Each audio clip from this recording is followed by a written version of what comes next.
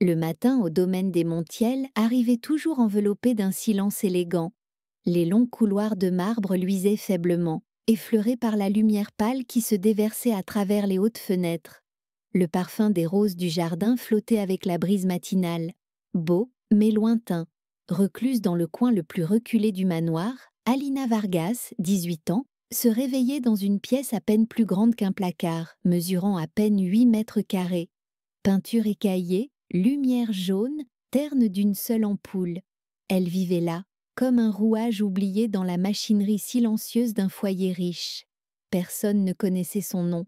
Personne ne se souciait de savoir pourquoi une jeune fille venue d'un village lointain avait choisi de disparaître ici. Elle seule se souvenait de sa mère, alitée, luttant contre une maladie implacable, attendant l'argent qu'Helena avait promis d'envoyer.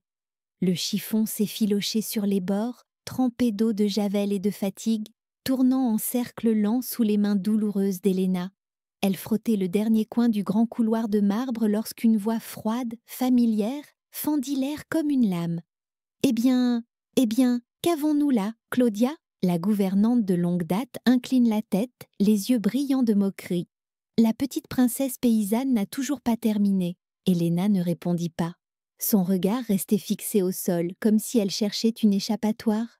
Claudia s'approche, chaque clic de talon sur le sol fraîchement poli, résonnant comme un poids sur la poitrine d'Helena. « Le chat t'a mangé la langue ? Ou bien on ne t'a jamais appris les bonnes manières dans ton village ?» Puis vint le coup le plus dur. Une fille qui dort dans les quartiers du personnel devrait être habituée à vivre comme du bétail. Je parie que ta grange, là-bas, était plus confortable que cet endroit. Helena serra plus fort le manche de la serpillière, tout son corps tremblant. Mais elle resta silencieuse, car elle savait que si elle ouvrait la bouche, les larmes suivraient. La porte se referma derrière Claudia, laissant Helena vide dans le silence du grand hall. Elle ramassa les produits de nettoyage, les mains encore tremblantes d'avoir ravalé sa colère. La nuit était tombée lorsqu'Helena revint discrètement dans la minuscule chambre au bout du couloir. Tellement à l'écart qu'on aurait cru qu'elle n'existait pas. L'espace n'était pas plus grand qu'un placard, et l'ampoule au plafond, jaune et terne, ne parvenait pas à chasser le froid. Elle s'assit au bord du lit, tentant de reprendre son souffle, mais rien ne retenait plus ses émotions. Les sanglots lui arrachèrent la gorge, brute comme du gravier. Elle enfouit son visage dans l'oreiller, tentant d'étouffer le bruit, mais les larmes traversèrent le tissu malgré tout. Alina ne savait même pas pourquoi elle pleurait. Était-ce l'épuisement, l'humiliation ou un chagrin trop vaste pour être nommé ? Tout ce qu'elle savait, c'était que sa poitrine lui faisait mal, comme si une pierre lourde et immobile y était posée. Le bruit soudain de la porte qui s'ouvrait fit cesser les pleurs d'Alina. Elle se retourna vivement, les joues rouges, les yeux encore humides de peur. Dans l'embrasure se tenait Gabriel Montiel, le propriétaire du domaine. Il portait une chemise blanche, sa cravate desserrée, les cheveux légèrement décoiffés comme s'il venait d'une longue réunion. Helena se leva précipitamment, essuyant ses larmes du revers de la main. « Je suis désolée, je ne voulais pas déranger, mais… » Gabriel ne dit rien. Il la regarda, non comme un maître observant une servante, mais comme un homme voyant quelque chose de réel pour la première fois. Puis l'impensable se produisit. Il s'agenouilla là, dans cette minuscule pièce au sol tachée de larmes. « Pardonne-moi, dit-il d'une voix basse et rauque, pour ne pas t'avoir vu plus tôt, pour t'avoir laissé souffrir en silence sans que personne ne parle pour toi. » La pièce retint son souffle. Helena regardait l'homme puissant à genoux devant elle, et quelque chose en elle commença à changer. Le lendemain matin, quelque chose semblait désaccordé dans le rythme du domaine. Claudia, impeccable dans son uniforme noir, entra dans la bibliothèque comme elle le faisait toujours. Mais cette fois, Gabriel l'attendait déjà. « Tu n'auras plus besoin de revenir, » dit-il, sa voix aussi tranchante qu'une porte qui se referme. Claudia se figea, les lèvres serrées. Mais le regard de Gabriel était glacé. Il n'y avait pas de place pour la discussion. Dans l'heure, elle était partie. Personne ne pleura son départ. Helena, quant à elle, se tenait près de la fenêtre de sa nouvelle chambre, au 2e étage, face au jardin de roses qu'elle n'avait jusque-là osé admirer que de loin. Les rideaux blancs et légers flottèrent dans la brise, comme une invitation vers autre chose. Teresa, l'assistante personnelle de Gabriel, arriva avec une pile de livres. Monsieur Montiel dit que vous êtes libre d'étudier tout ce que vous voulez. Elena effleura la couverture du premier livre, encore incrédule. Les choses changeaient, non par magie, mais parce que quelqu'un l'avait réellement vue. Cet après-midi-là, Elena fut invitée pour la première fois à prendre le thé sur la véranda. Elle portait une robe bleu pâle choisie par Teresa, ses cheveux retombant doucement sur ses épaules. Tout en elle hésitait encore, comme si un faux pas ferait s'évanouir cette gentillesse. Gabriel était déjà là, debout à son arrivée. Il tira sa chaise, un geste si courtois qu'elle en oublia un instant comment répondre. « Vous prenez votre thé avec du sucre ou du miel ?» demanda-t-il. « Du sucre, 2 cuillères, » répondit-elle doucement. Ils s'assirent face à face, une simple mais élégante table de thé entre eux, fleurs fraîches et cristal, l'air embaumé par le parfum des pâtisseries. Gabriel parla en premier. « Teresa me dit que vous aimez lire. Oui, j'ai un jour voulu étudier la littérature. » Mais sa phrase s'éteignit dans le silence. Gabriel marqua une pause. « Votre mère est toujours dans votre village ?» Elena hocha la tête. « Elle souffre d'une arthrite sévère. J'envoie de l'argent chaque mois pour ses médicaments. » Son regard s'assombrit. « Je comprends. » Elle leva les yeux, croisant son regard pour la première fois. « Vous avez perdu quelqu'un, vous aussi ?» Gabriel acquiesça. « Ma femme. Un accident de voiture. Il y a 3 ans. » Le silence entre eux ne semblait plus pesant. Il ressemblait à une forme de reconnaissance, n'exigeant ni explication ni pitié. Après ce thé de l'après-midi, Elena commença à passer ses journées dans la bibliothèque. C'était le seul endroit du domaine où elle se sentait en paix, un espace sans ordre ni attente, rempli uniquement de vieux livres respirant des mondes lointains. Elle étudiait chaque mot, chaque concept, prenant des notes avec soin, comme si chaque phrase était une brique pour reconstruire qui elle était. Un soir, après le coucher du soleil, alors que la lueur chaude des lampes baignait les étagères de bois sombre, Gabriel entra. Il portait une bouteille de vin rouge et 2 verres en cristal. « J'espère que je ne dérange pas, » dit-il, les yeux s'adoucissant en la voyant lire. « Non, » murmura Elena en refermant doucement le livre dans ses mains. Il s'assit à côté d'elle. Sur ses genoux reposait un recueil de poèmes de Pablo Neruda, ouvert au sonnet Fixation. Gabriel se pencha, lisant à voix haute « J'aime que tu sois silencieuse. C'est comme si tu étais absente. »« Mon préféré, » murmura Elena. Gabriel servit le vin et lui tendit un verre. Leurs doigts se frôlèrent et quelque chose se resserra dans sa poitrine. « Tu apprends vite, » dit-il. « Teresa dit que tu lis plus que notre équipe juridique. » Elena esquissa un sourire. « Je veux juste être à la hauteur de tout ça. » Gabriel la regarda longuement. « Ou à la hauteur de moi ?» Elle ne répondit pas, mais ses yeux, illuminés par le vin et la lumière des lampes, parlaient pour elle. La pièce était enveloppée de silence, interrompue seulement par le souffle de l'air nocturne à travers la fenêtre et le léger parfum de bois ancien flottant dans l'air. Elena prit une gorgée de vin, sa chaleur se déployant lentement sur sa langue. Gabriel la regardait, non comme un maître, mais comme un homme en train de retirer chaque couche de son armure. « Elena, » dit-il doucement, « je n'ai jamais rencontré quelqu'un comme toi. » Elle leva les yeux, ses regards fondant dans la lumière. « Je ne sais pas quoi dire. »« Alors ne dis rien, » murmura-t-il. Gabriel se pencha. Le premier baiser effleura ses lèvres comme une promesse, tremblant, mais sincère. Pas précipité, pas hésitant, juste 2 âmes perdues se trouvant dans un monde trop vaste pour être affrontées seules. Elena ferma les yeux, laissant les émotions guider. Quand sa main toucha sa joue, elle ne recula pas. Quand il murmura « Laisse-moi faire partie de ton monde », elle hocha la tête, à peine, comme un souffle.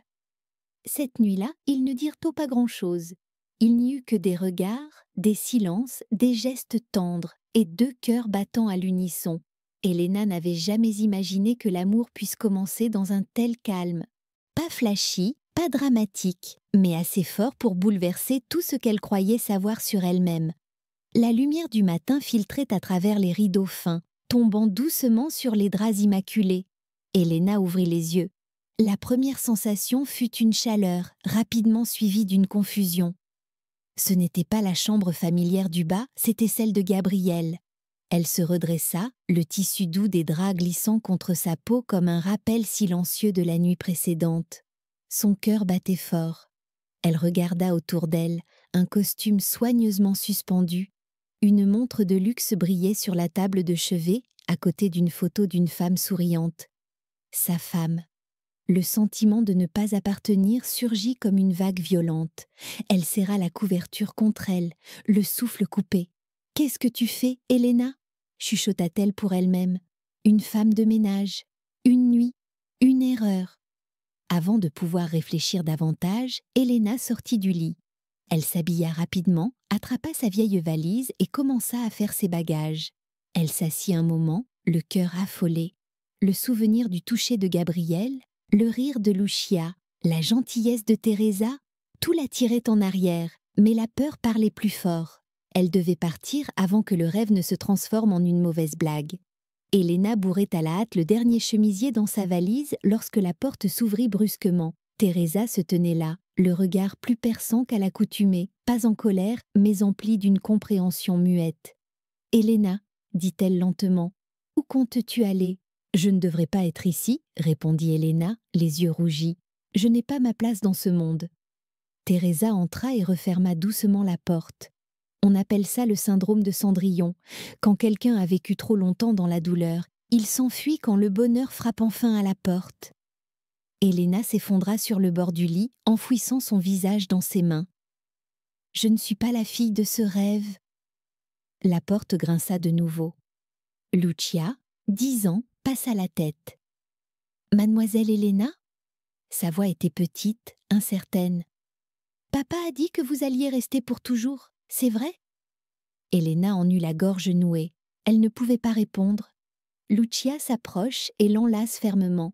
« Vous rendez cette maison à nouveau chaleureuse. Son sourire me manque quand vous n'êtes pas là. » Teresa sourit doucement, posant une main sur l'épaule d'Elena. « Tu n'as pas besoin d'être parfaite pour être aimée, Elena. Tu as seulement besoin du courage de rester. » La porte s'ouvrit une 3e fois. Gabrielle entra, son regard se posant immédiatement sur la valise ouverte et le visage d'Elena baigné de larmes. « Tu allais partir sans un mot ?» demanda-t-il, la voix pleine de quelque chose qui menaçait de se briser. Elena baissa la tête. « J'avais peur. » « Peur de quoi ? Que la nuit dernière ait été une erreur ? Que je ne suffise pas ? Que je détruise ta vie ?» Gabrielle s'approcha, prit sa main. « Ma vie était déjà un désert, Elena. » Un emploi du temps répétitif, des réunions creuses, une solitude déguisée en pouvoir. Il s'assit à côté d'elle, sans s'agenouiller cette fois, mais son regard avait plus de profondeur que n'importe quelle posture. « La nuit où je me suis agenouillée par culpabilité, » dit-il. « Aujourd'hui, je me tiens devant toi parce que je t'aime. » Gabrielle sortit de sa poche non pas une bague, mais une feuille de papier pliée. Écrite de sa main, ces mots « Donne-moi la chance de t'aimer chaque jour », non par des titres, mais par la vérité. Elle relut les mots, les doigts tremblants. Pas de bague, pas de diamant, juste une promesse. Et cela valait plus que tout le reste. Elena regarda le mot, les mains tremblantes. Elle ne dit pas oui, elle hocha simplement la tête. Et dans ce silence, une promesse plus forte que n'importe quel vœu fut scellée. Après ce hochement silencieux, Elena ne dit plus rien. Mais quelque chose dans son regard s'était adouci. Pas à cause de la promesse de Gabrielle, mais à cause de l'honnêteté qui n'avait besoin d'aucune parure. Quelques jours plus tard, il dit « Je veux rencontrer ta mère ». Elena se figea. Personne ne lui avait jamais dit cela, comme si cette partie de sa vie était trop insignifiante pour être reconnue. Mais Gabrielle ne voyait pas son passé comme quelque chose à cacher. Il voulait comprendre tout ce qu'il avait façonné. La voiture quitta la ville, roulant sur des routes de terre rouge bordées de rizières à perte de vue comme un immense patchwork vert de souvenirs. Elena était assise près de la fenêtre, le cœur battant, alors que la silhouette de sa vieille maison apparaissait. Gabrielle conduisait. Lucia dormait à l'arrière, serrant toujours sa poupée de chiffon. La maison modeste apparut derrière un bosquet. Le toit en tôle était fané, mais le potager, lui, toujours vivant. Sur le porche en bois, Rosa Vargas, la mère d'Elena, attendait, frêle mais les yeux brillants. « Elena » dit-elle avec un sourire, la voix tremblante. « Maman » Elena courut l'enlacer. Gabriel s'avança, inclinant légèrement la tête. « Je suis Gabriel Montiel. » Rosa observa l'homme grand à côté de sa fille, puis hocha doucement la tête. « Merci d'avoir rallumé la lumière dans ses yeux. » Gabriel lui tendit une enveloppe. « Ce sont les documents de transfert de propriété. Cette maison vous appartient désormais, pas par charité, mais parce que cet endroit est la racine d'Alina, et maintenant, une part de nous aussi. » Une semaine plus tard, Alina fut conduite vers l'aile est. Autrefois suite d'hôtes pour dignitaires, elle était restée fermée pendant des jours. Gabriel attendait près de la porte, les yeux brillants comme un enfant offrant son tout premier cadeau. « Ferme les yeux, » murmura-t-il. Alina obéit, sentant ses mains la guider doucement. « Quand tu les ouvriras, j'espère que tu te verras ici. » La porte s'ouvrit. Devant elle, un monde nouveau. Murs peints en pêche doux, rideaux de soie blanche dansant au vent. Un lit à baldaquin au centre, avec des draps crème et des fleurs séchées encadrées accrochées au mur. Dans un coin lecture recréait le porche de sa maison d'enfance. Un vieux fauteuil en bois, des coussins brodés et une légère odeur de jasmin. Mais ce qui lui coupa le souffle fut un cadre sur le mur, son ancien uniforme de domestique, soigneusement préservé sous verre. « Pour te rappeler le chemin parcouru, » dit Gabriel, « et que tu n'as pas à oublier ton passé pour écrire un nouveau chapitre ?» Cet après-midi-là, Teresa mena Elena vers la roseraie, celle qu'elle n'avait autrefois osé admirer que depuis la fenêtre du 2e étage. Mais cette fois, quelque chose avait changé. Les parterres de roses formaient un cœur parfait, menant à une petite table recouverte de lin blanc, décorée de 2 bouquets de gypsophile et d'un écrin de velours bleu. Gabriel sortit de derrière l'arche fleurie, non en costume, mais vêtu simplement d'une chemise blanche, manches retroussées. « Elena Vargas » commença-t-il, la voix calme et assurée. « Je n'ai pas besoin de chapelle, je n'ai pas besoin de quatuor à cordes. J'ai juste besoin d'un endroit avec toi et de ton cœur. » Il s'agenouilla. Lucia accourut, plaçant une poupée faite main dans les mains d'Elena. « Je veux que tu sois ma maman, pas seulement sur le papier, mais dans mon cœur. » Elena pleura. Elle ne regarda ni la bague, ni les fleurs. Elle regarda Gabriel, celui qui l'avait vu quand le monde ne l'avait pas remarqué. « Oui, » murmura-t-elle, « pas seulement pour t'épouser, mais pour marcher à tes côtés chaque jour. » Ce soir-là, Elena était assise près de la fenêtre de sa nouvelle chambre, le coucher de soleil baignant tout d'une lumière ambrée. Dans ses mains, la poupée offerte par Lucia. À son doigt, une bague saphir brillait doucement. Elle n'était plus la jeune fille qui se cachait au fond du couloir, serrant une serpillière, fuyant chaque regard. Elle était devenue quelqu'un que l'on voyait, non pour son apparence, mais pour son cœur. Gabriel entra, posant doucement une main sur son épaule. « Prête ?» Elena sourit. « Je suis prête depuis le moment où tu m'as vue. L'amour, ce n'est pas être sauvé. L'amour, c'est quand quelqu'un te voit clairement au milieu de la foule floue. Quand quelqu'un te choisit, non pas parce que tu es parfaite, mais parce que ton cœur est vrai. » Elena avait trouvé quelque chose de plus grand que l'amour. Elle avait été vue, elle avait été choisie, et cela suffisait.